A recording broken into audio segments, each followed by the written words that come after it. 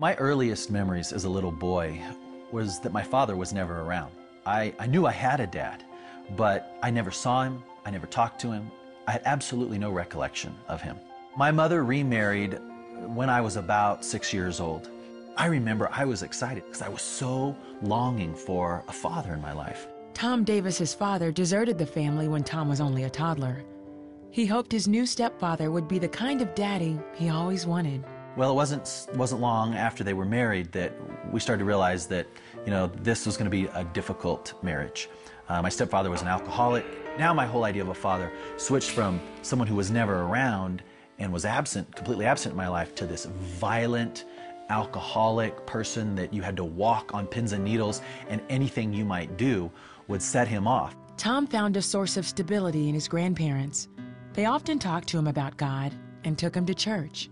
I remember this one service, we were in a Baptist church, and they were talking to me and said, "You know what, Tommy, you have a Father in heaven who really loves you."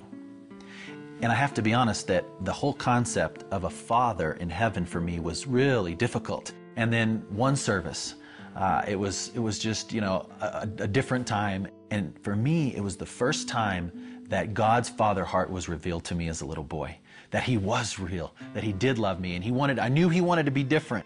Tom's home life was anything but nurturing of his new faith. I hated my life, and I would cry. Night after night going, "Why, God, if you love me so much, am I in this kind of situation? Why am I going to have to wake up again and face another day of not knowing if I'm going to get beat up, my mother's going to get beat up, what's going to happen?" There were a couple things that were starting to happen. One was self-hatred, that I started to think, well, maybe God just doesn't love me. Maybe there's something wrong with me. Maybe it's me. And that started a pattern in my life of, okay, I don't like who I am, and I feel like God isn't as close and present in my life as I'd like him to be. So I can use alcohol and then later drugs as a way to cover that up and to become somebody that I'm not.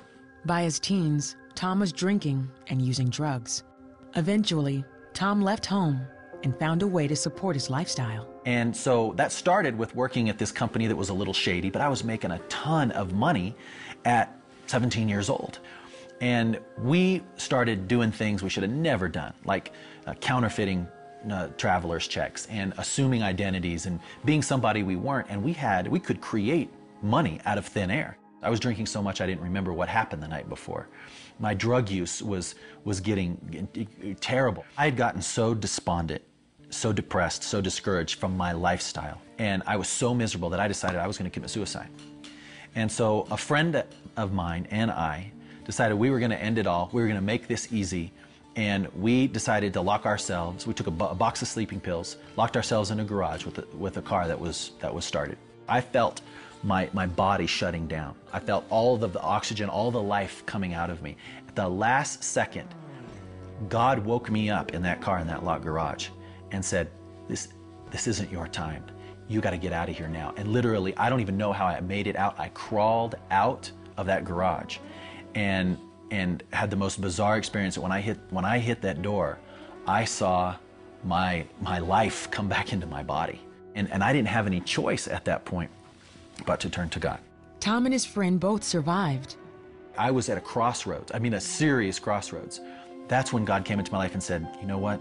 I'm going to give you another chance, but you've got to seek me with your whole heart. When you seek me with your whole heart, you'll find me." I wanted to know what God's Father heart was like. I wanted to know what it was like to have intimacy with God, for him to love me and for there to be a relationship. And I left all of that in my life that I was doing and literally said, "You know what, God? I'm going to know you. I'm going to know the depth of these words that you've written in the Bible." And I ended up literally packing up cold turkey, disappeared, didn't tell anybody where I was going, and went to Bible school. But through the relationships that I had at that Bible school, God would just minister to me and heal those areas in my heart that I couldn't heal on my own, that nobody else could touch. Even after God radically turned his life around, his past and the FBI caught up with him. I thought I had left all of this stuff and that it was not going to, affect me and I wasn't going to have to deal with it anymore. But ended up going down to my attorney's office and sat down with 2 FBI officers. They showed me the fake IDs that they had found. They had told me the stories about how they had been following me. the things that they knew that I had done. And I sat there in front of them, dumbfounded. And I told those FBI officers everything I had done. I told them things they had no idea that I had done. They looked at me and they said, "You know what, Tom?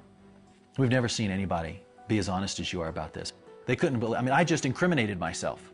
I just sentenced myself to 60, 70 years in a federal penitentiary. And they said, "Why don't you go back to Bible school and we'll call you and let you know what we're going to do."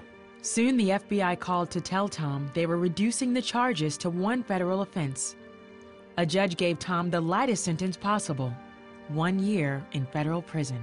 But when that gavel came down, I ended up having to go and serve my time for what I had done. And then I got out and I had this, black box on my ankle. And after that was over, I was free.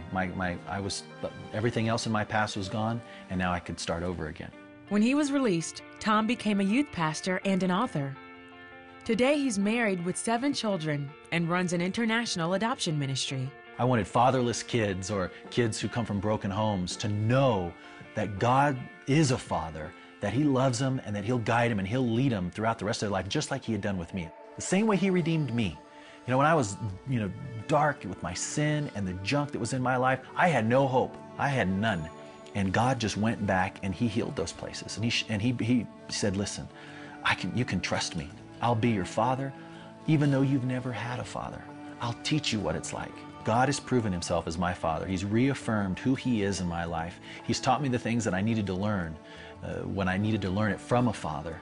He's been faithful. I mean, it's always been there every single time in my life.